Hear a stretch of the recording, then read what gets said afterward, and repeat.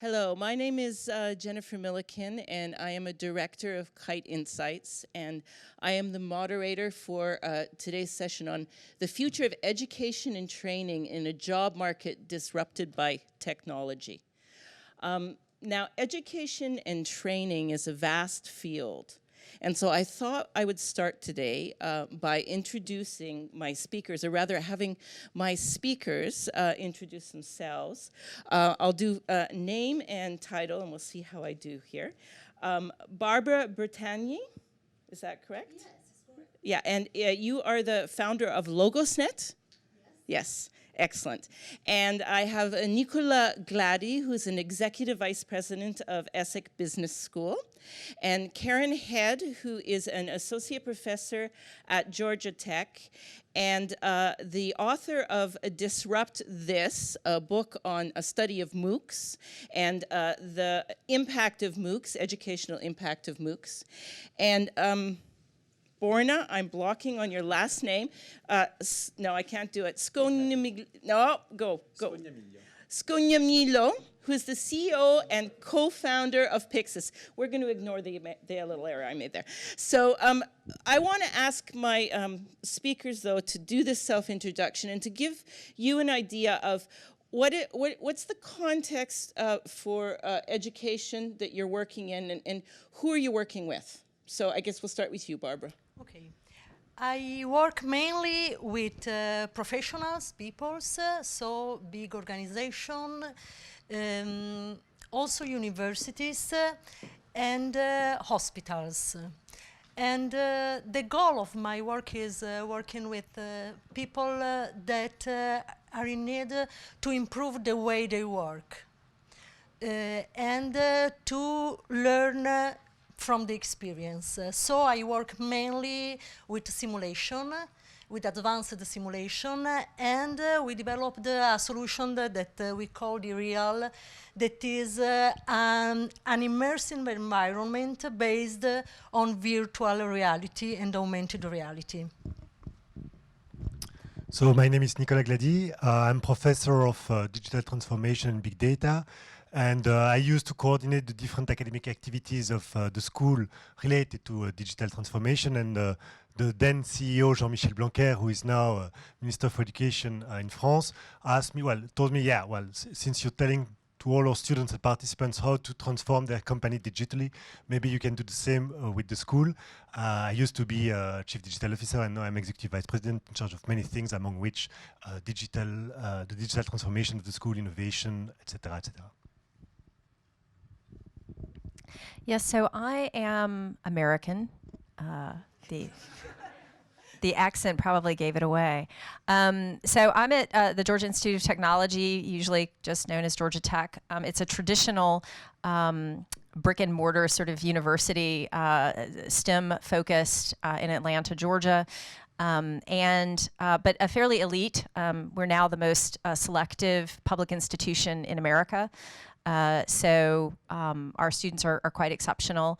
But it is a very residential, traditional college in that sense. But we, in 2011, got on the MOOC train. And we were invited by Coursera to be one of the universities in the elite original group that were invited to participate. And there are a lot of offshoots of that that have happened, including our online master's program in computer science, which we now have 3 different focuses on, which is not a MOOC. They're larger scale classes, but we essentially were a university that had 0 background in distance learning at all, and then suddenly we were involved. And I was part of a team that had a Gates grant who was asked to see if we could teach first-year writing. And so I did that and then wrote about the process of doing that because, and I'm a rhetorician as well by training, and so I was very interested in the conversations and how the conversations were happening. And so my book is both sort of a tale of what happened, but also an exploration of who was getting to be part of the conversation and why, and who was not getting to be part of the conversation and why, and what the fallout from that is. I'm just going to add, for those of you who might speak to Karen later, that she is a poet and a digital poet. So hi everyone, my name is Borna Scognamiglio, so the accent is Italian. And I'm CEO and co-founder of Pixis, and actually we define ourselves as a human potential platform because we want to help every learner to cultivate their passions and talents through innovative college and career guidance tools.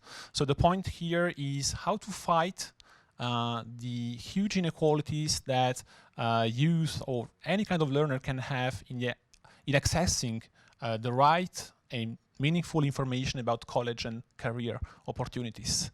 And the second point is how can we raise awareness working in college and career guidance about the Sustainable Development Goals, and how can we put together the action of choosing a life for ourselves and choosing also a purpose for ourselves and for the society.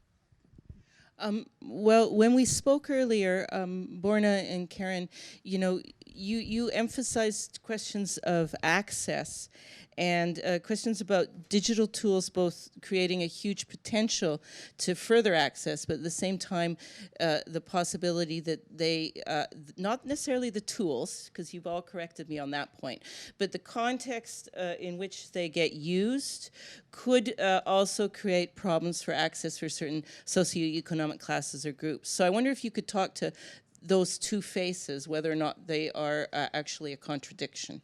And if you want, I can give you my microphone. So we'll duel or something? I think it's important for me to also tell you something else about myself, which is I am a first-generation college student. My parents, neither of them graduated from high school. My father is the youngest of 17 children. He did not have shoes until he was in 3rd grade, so he would have been about 9. And so very poor. My mom is one of 7. So I've beat every single odd there is to be here talking to you today. And I am exactly the student who gets talked about a lot of times rhetorically for online education.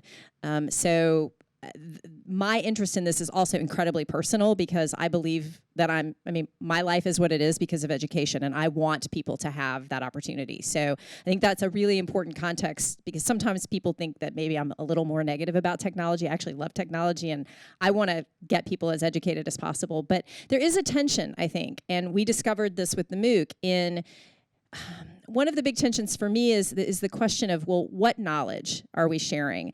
And so certainly where the MOOCs were concerned, there was this notion that there was a professor somewhere at an elite school who was probably the best person to share. And so everyone could be educated by someone at Harvard or someone at MIT or someone at Georgia Tech. And it narrows the knowledge base in a way that I find a little concerning. So one of the examples I give in my book is I say that I really hate Moby Dick. I actually really don't like Herman Melville. And I would not teach Herman Melville unless I was forced to do so. But I wake up every morning knowing that someone else is teaching Herman Melville and that there are choices that people get to make. And so one of the challenges that we had is we tried to be incredibly culturally sensitive and to be inclusive because we had students in every continent except Antarctica, but we failed miserably time and again, even though we were trying to be conscientious about it. We would just have things that happened that we just couldn't have planned for. So for me, that's one of the things that I'm deeply concerned about is, it's not just access, but access to what? And then, of course, there are just the challenges of the people who created a lot of the platforms for, all the people who created platforms for MOOCs, made some assumptions about actual access, and not everybody has access, and that's not a third world problem. That's a 15 minutes outside of the city of Atlanta problem. And so that created challenges for how the platforms worked and how they didn't work. And we didn't have the control that we normally have. I mean, if something didn't work, like, let's say there was a problem in the lecture, it meant re-recording all the lectures and trying to change everything, and sometimes that wasn't possible.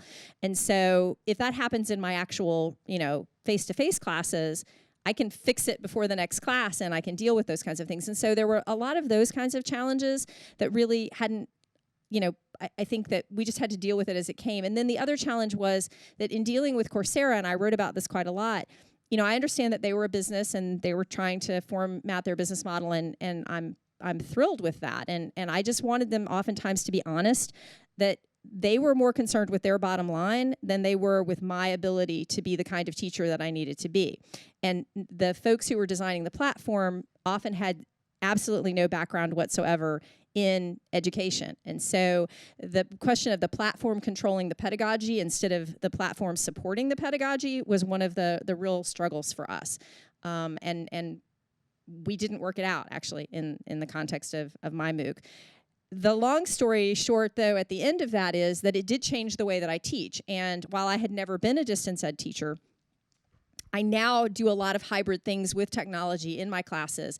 And I like the fact that I can use technology to augment and to sort of offload the things that really aren't that important for me. I mean, maybe the kinds of things that I just say every single class and a lot of administrative things, and I can put all of that in sort of a lecture. It frees me up in the classroom to do the things that only I can do with the students in the classroom. And so I do like that part of it, and it really has changed sort of how I teach and how much I integrate in. So, yeah, definitely. I completely agree with you, Karen, and I would really add something about, I mean, when we went out from the hangover of the MOOC revolution saying, wow, MOOC are going to change the world, which is actually, it is the truth actually, because they had.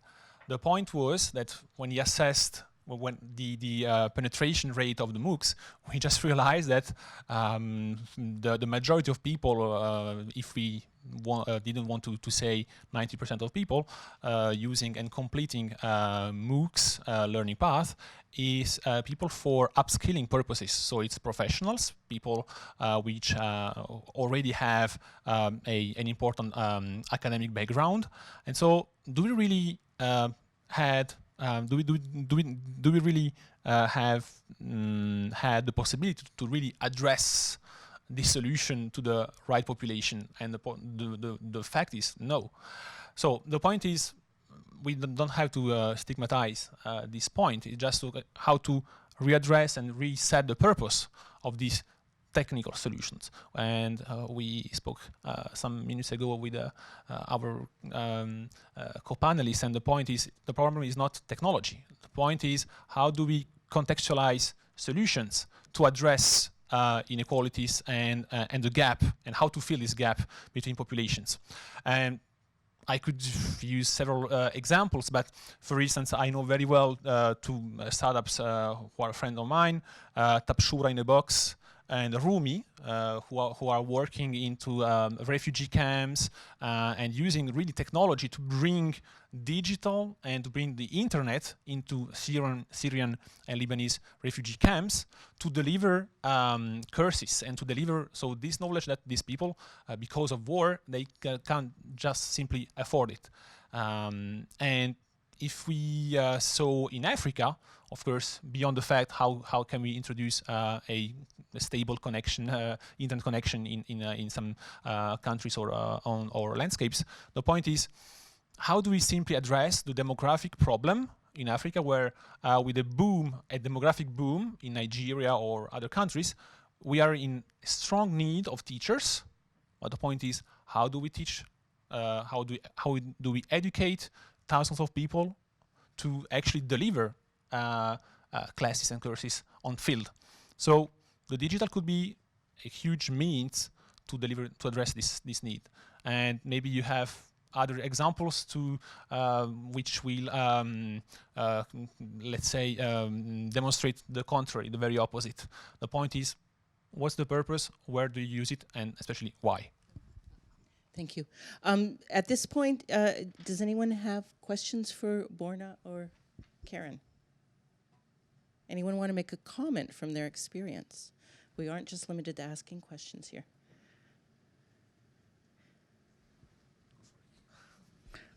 We can comment. You can. I was coming to you next. I was thinking everyone was tired and we'd give them like a Buddha boom. So it's over to you. Would you like to make a comment, Nicolas?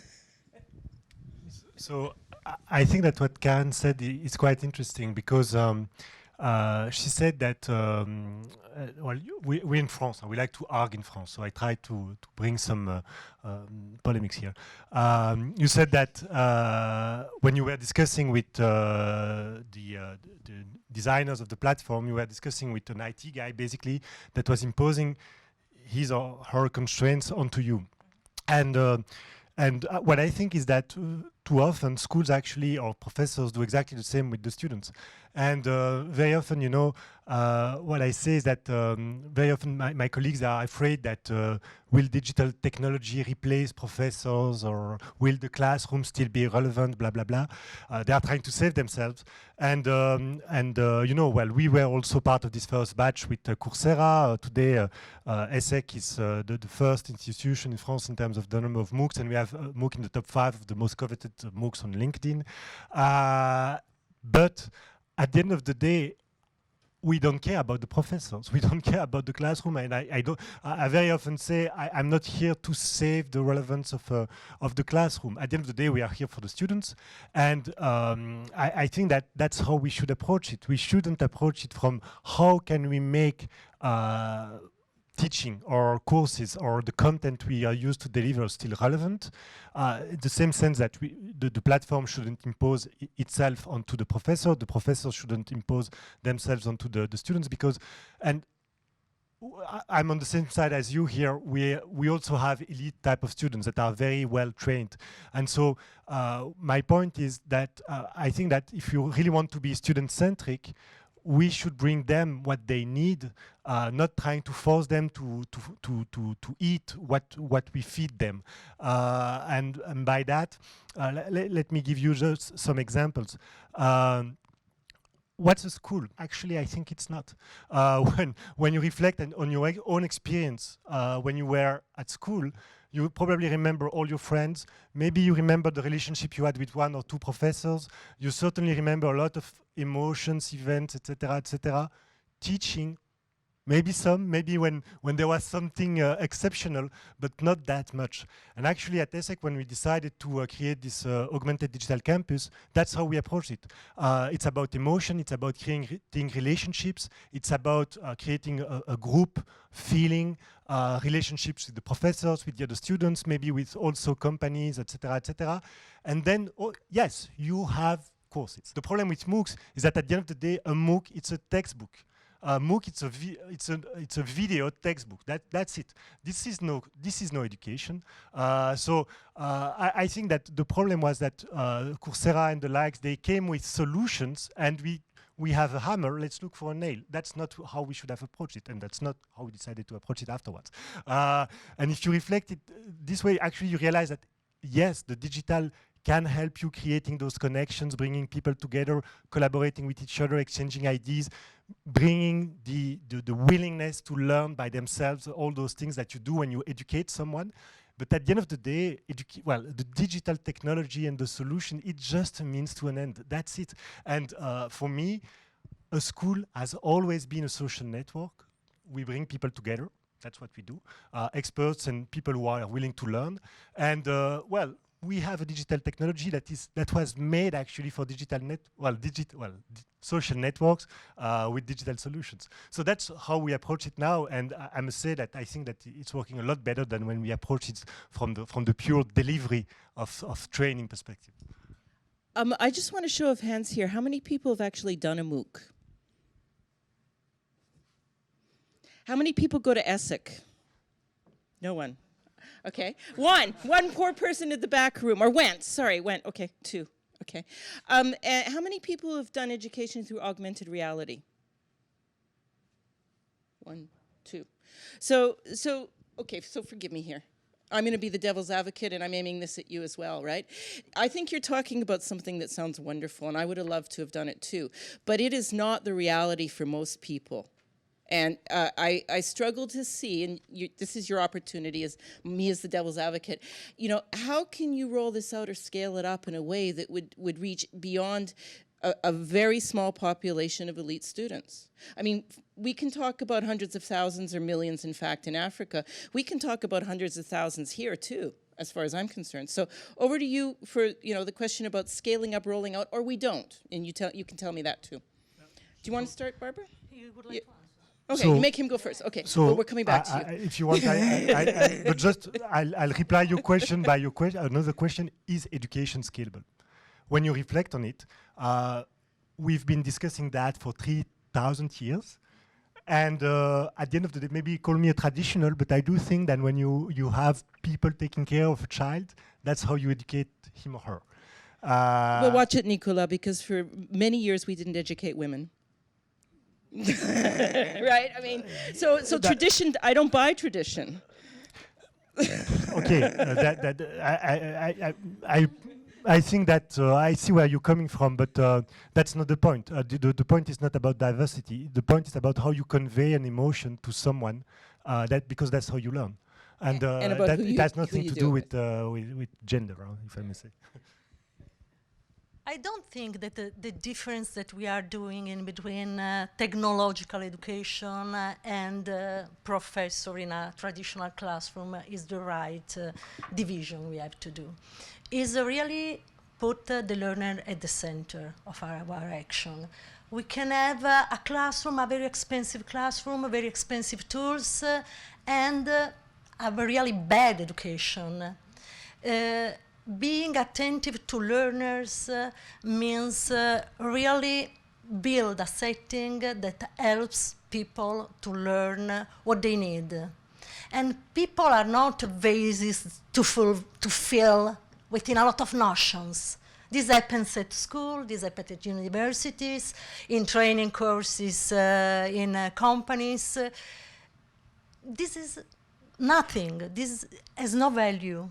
The value is giving people instruments, and MOOCs are instruments. You can read, you can access, that's really good.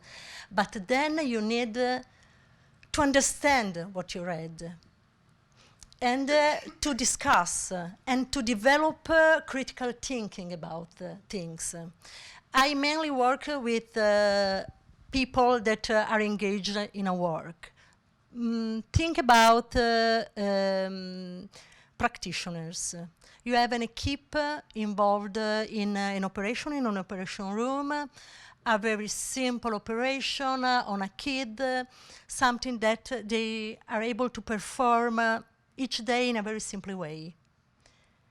All of a sudden, a problem arises, and the crisis arises in a strong way.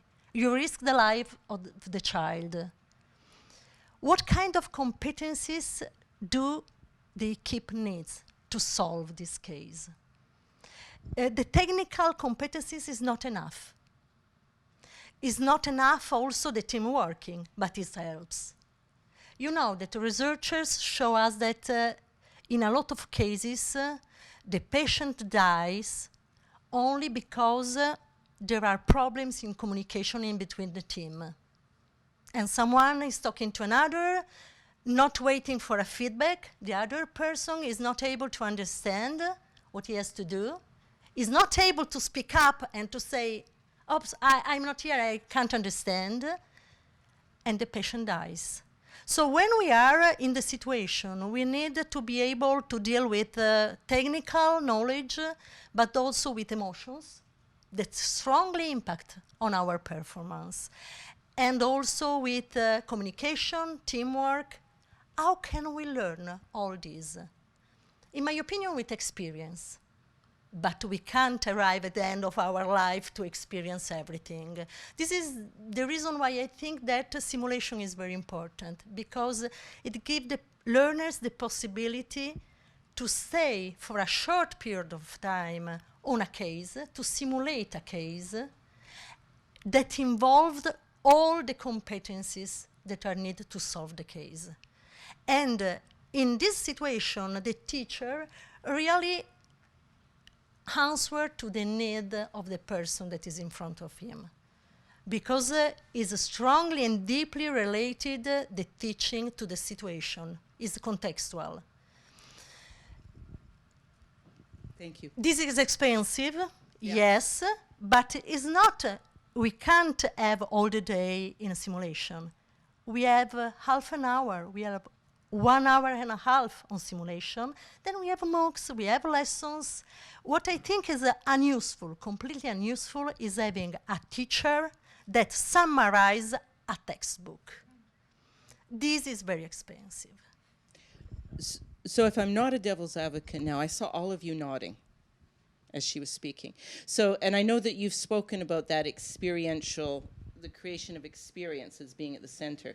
Do you want to maybe, I know you should talk about it, but maybe if you also want to talk about what does that look like to you? What's the ideal, and it, with or without technology?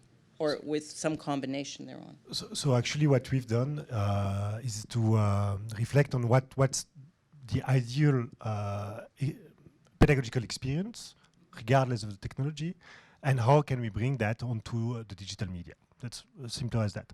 And so what we've done is we used out-of-the-box tools like Slack, the Google Suite. Well, we have a platform, but it's based on Moodle, which is very standard. We connected everything to each other, but actually the core of everything was the group works, the connections between people, peer learning, social learning, all the stuff that you do actually in real life. And then you have some videos that you can also listen to. So you have a podcast and also scripts that you can read. Whatever, doesn't matter. The content, you can access it the way you want. And really, the core of the pedagogy, the pedagogical design was this, what we do actually in practice, group works, actual projects that we are working together, peer learning, etc., etc. And then when you approach it like that, actually you realize that you're not pivoting anything. You're just using digital technologies to reduce frictions that you may have because people are abroad, because maybe people are in South Africa or even actually outside the Parisian region. For us, sometimes people, sometimes Toulouse may be as far as Africa from France, and so. That's how we approach it, and it was really funny to see that the feedback we received from the participants, that they didn't expect that it was possible to connect with people online, because they thought that what we would do was really deliver this content, whereas we focused on the group interactions. Yeah, maybe going back to the, how to say, you said expensive solutions, right? Yes. And we must say, whatever the price, really, whatever the price, the education costs actually. If it's expensive and if it works, it's fine. And why do I say that? Because we are in France, and the budget for the Ministry of Education, so not higher research, but for the Ministry of Education, which is the first chapter in the national budget, which is 52 billion euros per year, okay, of budget. So it is very, very expensive. And still, we are living in a country, in France, so coming from OCDE, saying that France is the one of the countries with the highest inequalities rate between excellency education and those ones left behind. Yeah. So this is the point for me, because we do have the budget. So we do have the money to be spent for solutions, whether pedagogical, technological, whatever, based on context. And why do I say that? Because at one point, if technology and digital solutions can bring solutions and they have to be measurable, we have to resonate in a middle long-term assessment, impact assessment. So whatever the price, if it does work, we have to pay the state or whoever for it.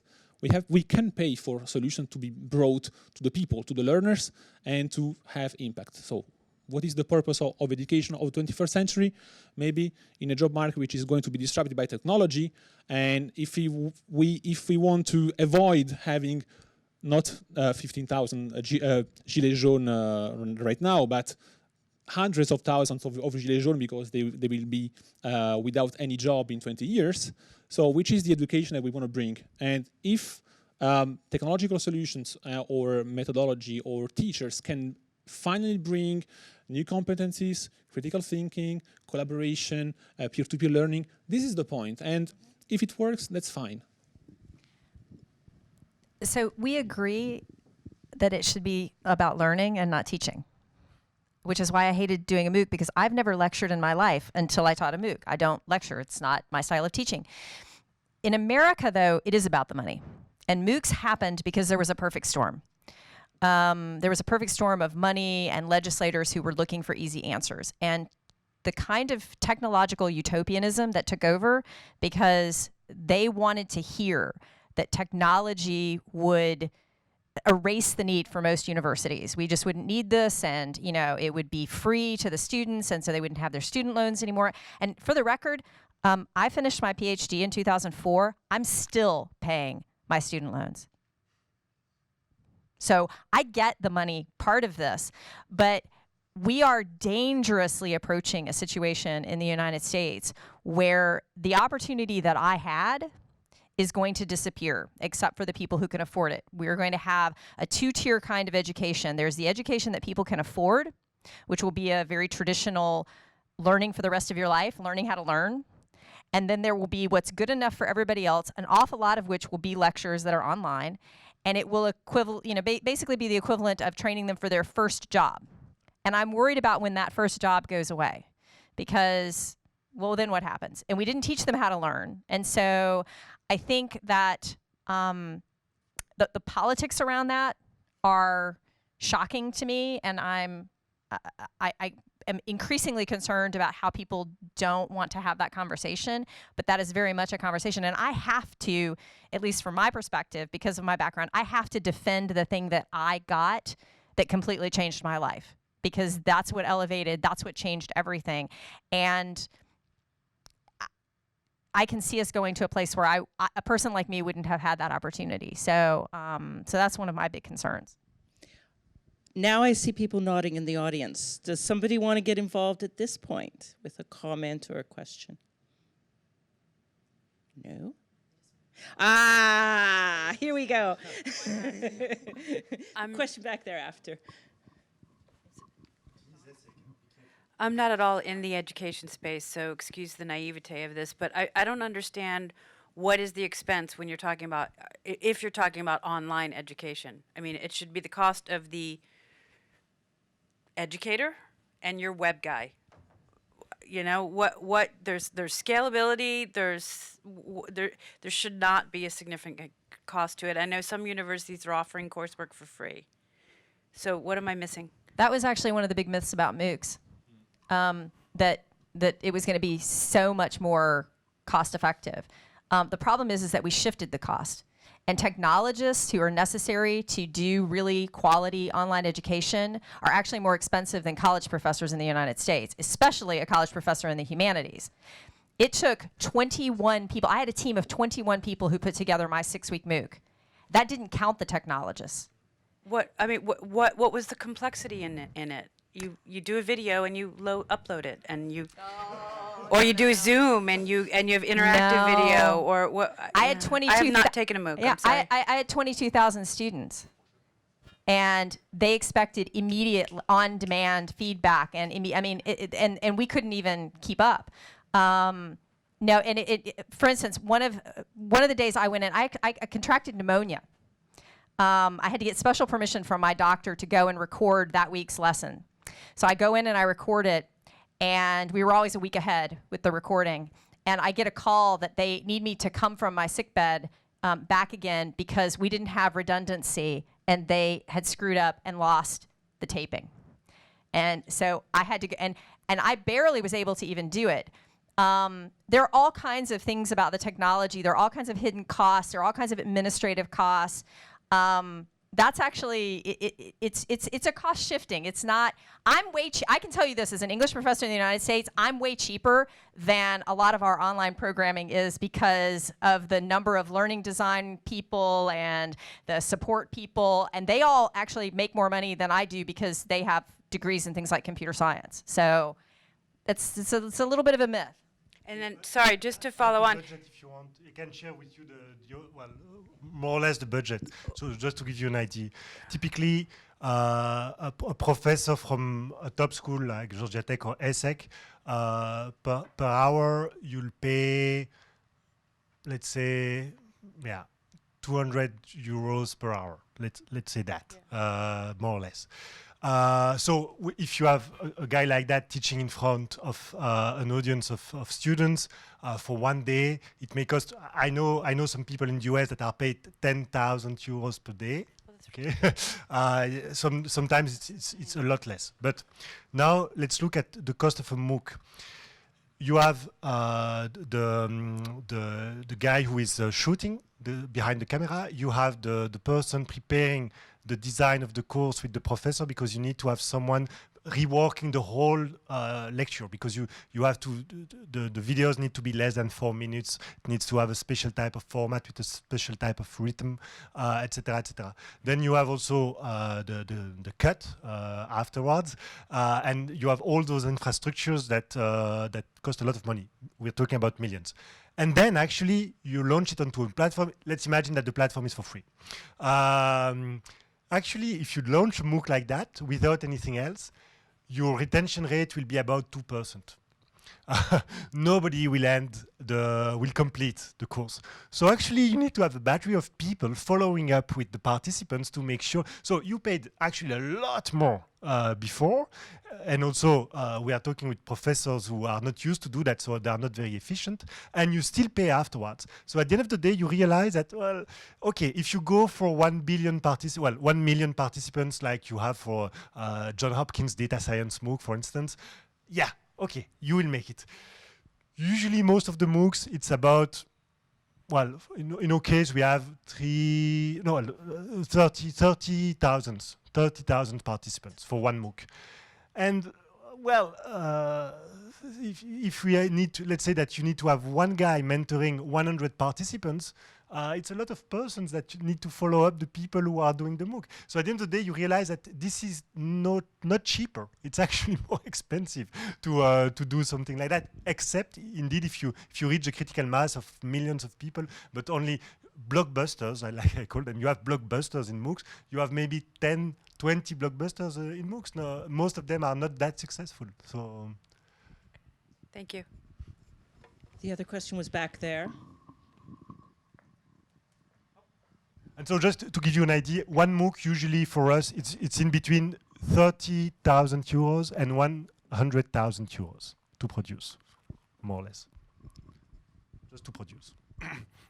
Hi, yeah. I have actually two kind of provocative questions, because I feel like we talk a lot about technology within the classroom. That's what describes the way of learning. But I'm wondering do you think some of the university will disappear because, they are going to be, as all the big names are going to take all the students, and, somehow it will be less and less relevant to pay a high tuition to get a university that's going to be less famous. So that's my first question. And the second question is, in a job market disrupted by technology, it means that thousands or millions of people are going to be unemployed. And how can we make sure that if e-learning, the MOOC and so on is expensive, how are we going to address those people and try to avoid, because what we're talking about basically is like the rise of populism because people feel excluded about the job market, about everything about education. And so that's my two concerns. And if I can just add to that, the most recent OECD study that I mentioned when we were preparing for the session shows that the people who are doing the digitalized learning are on average between 25 and 30 and educated. And they're definitely not the people who are out of work and older. So it's exactly that kind of schism that you're facing too. Over to you now for the answers though. The solutions. I'm just going to say one thing really quickly. I don't think that a lot of at least in the United States, I don't think a lot of the brick and mortar schools are going to disappear precisely because people want the relationships. There's also, I think the funniest thing I ever heard a college president say during the height of the MOOC was he wasn't worried that the major universities were going to disappear because there were always going to be parents who wanted to get rid of their 18-year-old children. But I do think Nicolas is very right that college is yes, it's about the degree program that you're getting, but it's also about many other things that are not part of the classroom experience. You know, in America, it's about sports, for instance, and there's a lot of, you know, additional money that comes in for those things. So I think it's complicated, and no, I don't necessarily think that they're all just going to spontaneously disappear. There are a lot of very small colleges that simply don't have the enrollments that are not surviving, but I think we're actually getting to a tipping point. We've lost most of them at this point, and so things are evened out. And I think what we have now is going to be a sort of steady state for a while as far as the future of the university. Olivier, the first point is yes, universities do have to transform themselves. This is a fact, because otherwise, I mean, their own model today, it's not economically viable. That the state gives the less and less fundings, so they have to change a bit. At least I'm talking about public universities, right? Okay, for the French system, I not really know abroad or elsewhere. So the point is, how do we reinvent the university, starting from the point that the university is not only a place where we learn, it's a place where we socialize, where when we leave for the first time our hometown and we create our social being, and our social interactions with people. So we become citizens. So the university is the place where maybe we should push forward in a better way the interactions with companies, because I did Sorbonne, which is almost for free, we can say, and I did la fac de archéologie, histoire. Well, we know that the dropout rate in history is very, very high, because university, by the end, after all, doesn't really provide the skills and tools for the people, you know, for the job market. But still, it gives you some notions and knowledge that can be useful if you manage to create a really coherent environment towards companies which are willing to find different people, diversity, people that have critical thinking, that have a different kind of skills towards the new job market. Maybe this is my first answer. And the second one about, yes, people being just swiped out by technological disruption. I would say there is a very interesting project, let's say, that we are carrying out with the think tank Institut Sapiens, which actually brought a very interesting proposal for the government to merge the budget from the unemployment subsidy, okay, which is l'assurance chômage, to the lifelong learning budget, and to merge everything within one single solution. So which means that whenever somebody loses his or her job, you enter directly into a mechanism where the state has the obligation to provide you with a lifelong learning path to upskill you or reskill you. And so it would be huge economies, and we could really move forward to this learning society that we are aiming at. For sure, I think that universities are facing a big challenge. And we were talking before about the difficulty in education to put all the experts together. And so we have expert of contents, but we need also expert of pedagogy, of education. We need the TIC expert. And we have to put all together. Sometimes we have university that works all alone without being in contact with other universities, with companies, with other experts. And this is going to fail nowadays. So we will not fail if we will be able to change. Thank you. I believe we are out of time, correct? Yes. So please join me in thanking the speakers for what I have found to be a very interesting session. We have, you're not even going to applaud them?